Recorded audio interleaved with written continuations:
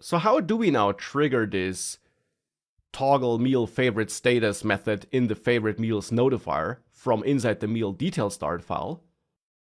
Well, there, as a first step, we also must import the Flutter riverpod package and the Flutter riverpod.dart file and replace stateless widget with consumer widget.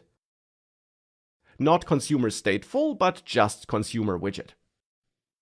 With that done, the build method here has to change, because here we now get a second argument, a second parameter passed in automatically by riverpod, and that is a parameter of type widgetRef, which is this ref thing which we need for listening to providers.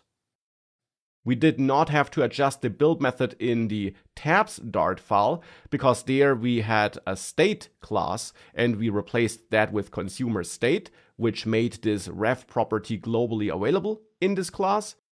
Here for the stateless widget, it's different. We don't have such a general ref property. Instead, we have to add it here as a parameter to the build method.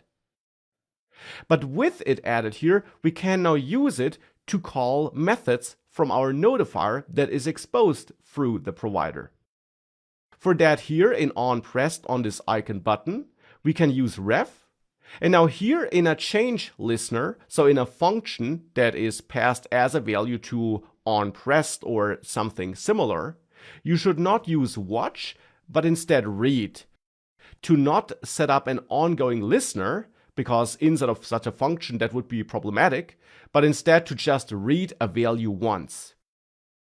Now the value that should be read here is again our provider.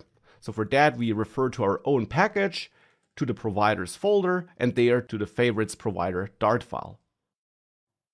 With that import added here, we can use this favorite meals provider, but now we don't use this value like this, but instead, since this is this special state notifier provider, which we created here, we can access .notifier here. And this gives us access to this notifier class we defined. So to this class here, which of course has this method we want to call. That's why we're accessing this notifier here, because with that done, on the result returned by read, we can call toggle meal favorite status. And to that method, we can pass the meal which is available here in this widget class as a property. And that is how we now trigger this method in our provider from inside of this meal details screen. And that's how we skip this long chain of passing functions around, because now we can trigger the change from exactly the place where it happens. Therefore, we can now also go back to the tabs screen and copy this scaffold logic here and remove this show info message method into this meal details screen. Here, besides triggering this method, we can also now use scaffold messenger to clear snack bars and to show a new snack bar. And here the text I then want to show depends on whether this was added as a provider or not.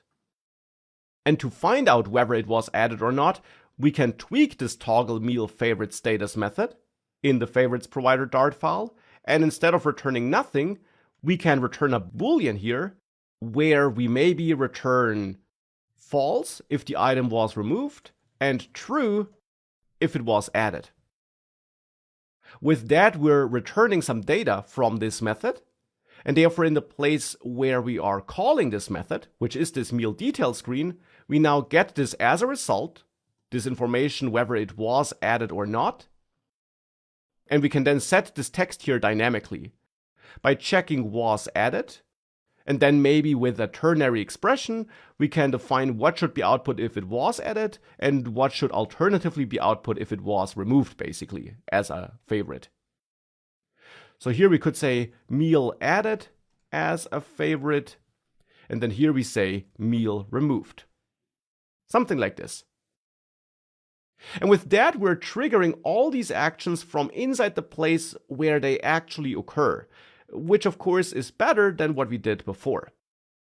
So with that, if we now save everything, we should be able to navigate to a meal, click this button, and we still get the snack bar here.